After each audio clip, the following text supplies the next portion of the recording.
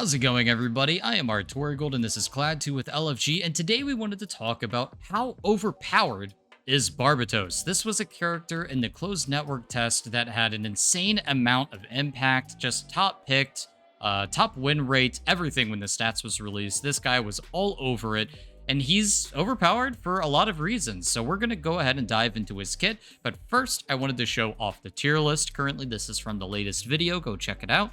We have him at the A+. He used to be triple S tier. The reason for that is because there are some confirmed nerfs coming his way. So later on, maybe when the game comes out tomorrow, we can maybe make a video and talk about all those balance changes, which to me sounds like a lot of fun. So what's really interesting is he has 1,000 health, and he's a very mobile unit. We always compare him to Exia. He's very fast, but yet he has 200 more health than Exia, which is very odd. So in the closed network test, while both of these characters were kind of similar in their mobility, Barb did more damage, had more stunning capability, and also 200 more health. He also had a very small hitbox. This was something that just kind of gave him an edge all around stat-wise, and it felt very excessive. If I had to guess, I easily see them getting rid of some of his health.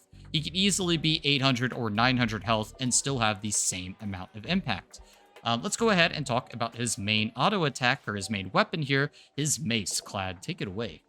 Yes, so this is a cleave ability, and if you've ever played Overwatch, and you've ever played Reinhardt specifically, his mace actually functions pretty much exactly the same. It has a lot more damage, a lot more knockback, so it's a more powerful tool.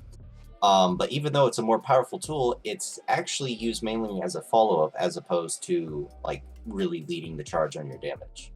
Which leads into the next ability here, which is his weapon's right click, which is a 3-second cooldown, very short, and this is basically his main source of damage, his everything. You charge it up, takes like a second. You can be holding the charge for as long as you want. The only downside to this ability is that people can't hear it. There is a very, you can very distinguishedly hear it behind walls and around corners, and one of the main strategies with this character is to kind of play him sneakily, and basically you want to get up close and hit them with this because it stuns them, it hits multiple targets, it's a very big AoE kind of attack, and it does a high amount of damage. It also breaks shields, which is a very big thing in this game, and it can also cancel and interrupt enemy abilities. It's basically a free kill. If you hit this ability on someone, you can use your abilities to follow up on it, or you can just use your left click that we just talked about. I mean, the hitbox on this thing alone is crazy, but the damage and the stun and everything combined with it, this is broken. This is one of the reasons why this character is broken. It's basically if day one release Brig had that shield bash ability on a 3-second cooldown and she was just spamming it over and over and over again, just constantly stunning, but it did like 100% more damage, just way more. So this is the main ability of this character, and this is what you're looking to do every single time, your first move always. Now let's go ahead and talk about his other abilities, Clad. yes, so his right click is the main ability, and it's probably the most annoying ability to play against. But boost jump here is definitely, in my opinion, the second most annoying ability to have to deal with. Because if it wasn't hard enough to have to deal with him just running in and having multiple stuns and burst damage out the woo-ha, he has the ability just to instantly get out of there. Just on a 6-second cooldown, just jumps right out of the fight altogether. And it's also, not only is it just like a propulsion, just get me out of here, but it's also great utility. You can use it to get high ground, sneak up on like a cheeky sniper spot, and on a 6-second cooldown, you use it pretty often. Yeah. This ability it's probably one of the best mobility abilities in the game if it wasn't for the fact that you could have some Gundams that can transform and fly. This is basically as good as it gets, right? This is as good as it can get on a 6-second CD. There's no way they're not nerfing that, in my opinion, because right now it's crazy. It's absolutely in the game. Like, you could just use it to go and do all of your damage abilities, and then by the time you're done and got the kill, you can probably jump out. That's how low the cooldown was. That's why it was so busted. It was almost impossible to kill him. You had to really hit him with a strong CC ability in order to guarantee that he would die. So let's go ahead and move into his other ability because, as you mentioned, there is more than one stun on this character. We have his longsword ability, which is interesting. Basically, you slam directly down, no movement, no matter if you're using it in the middle of your jump ability or what. You deal damage in an AoE and also stunning in an AoE. So you have two ways to stun people, both of which can hit multiple targets. And to make it even better, if there is a downed enemy, you can use it on them to instantly destroy their mech. This is actually pretty nice because if you go in and you're doing a flank and you want to make sure to get the kill and get out, you usually don't want to go for the downed enemy because that's just like, oh, that's a whole extra step. It's going to take like 2 or 3 mace hits. Probably not worth it sticking around for that long. Well, now you just pop this ability, you kill the downed enemy, and then you get out and you don't have to worry about any reses going off. It's an 8-second cooldown. I don't think they're going to change that. It seems like a little too short. I'd probably put it at like 10 or something like that. But yeah, you can also use it on the ground and you instantly go up and instantly go down in one motion, which also makes you very difficult to hit. Pretty much never you're going to die in the middle of that ability because it's just so, you have to like flick your crosshair all the way up and try to hit him. It's like almost impossible. This ability is very solid and it has a ton of utility and more stuns. I mean, you can't go wrong with more stuns. But yeah, after that, we have his last ability, which of course is his ult that I don't want you to even try to pronounce.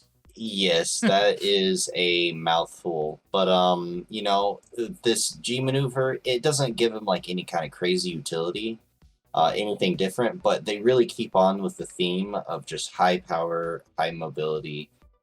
He gets 3 dashes, 3 slashes. But the interesting thing about it is whenever he uses it, he's actually locked into place, and he can't move. The only thing you can do is actually aim your next dash. And the interesting thing about it is you can actually have a lot of control of where you're actually dashing to. So you can really catch people off guard. Like you can even do it like just all the way up in the air, and you can kind of have a bit of a mix-up on where your positioning will be with it. I think this character is perfectly described with that word, mix-up. You have so much different potential and flexibility and utility with how you use your moves. It's really up to you how you play it. It's not like a character like Doomfist in Overwatch 1, which is something we kind of compared him to a lot just because the capabilities of doing rollouts. You would jump in, do your damage, then jump out. And then you would just repeat that over and over. Wait for your cooldown, go in, go out. And that's kind of what the rotation was. It is kind of interesting to see what they're going to do to nerf him because from what we've seen, it's not going to be the damage. He's going to keep all of his stunning and damage potential, and they're probably just going to either nerf the speed, the hitboxes, or things like that. But even if they do that, if the damage isn't nerfed, this character's still good. It just means he's harder to play. So if you're looking to get a ton of crazy stuns off, a ton of damage, but maybe be a bit slower and probably a little bit, harder to play, this character is going to be for you. And from what we've seen, I mean, he just outclasses Exia in almost every way until we see the balance. We haven't seen the balancing yet on Exia. Maybe they'll buff him. I don't know. But basically, and the balance of his counters. And we'll see how that plays out. Because supposedly they will be buffing a lot of characters that supposedly counter this character. So I am very excited. We will see you all tomorrow online so we can see what's going on. I think we'll make a video about all the balance changes. If there's a big patch note thing, we can read it over. But yeah, in the end, the answer is he was OP. He was broken.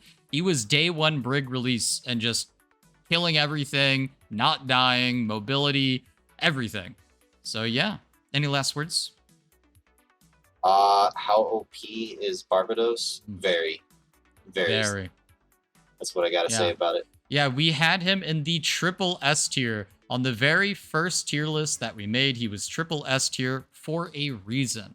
But after these nerfs, which are getting confirmed somewhere in these news, developer blog updates, you can see they are doing a bunch of balancing. I believe they said, yeah, see, they're changing the hitbox of his mace, and the stun effect is staying, but they're just making it harder to hit his abilities. So really, there's no change to the potential of this mech. He's still going to be insanely OP.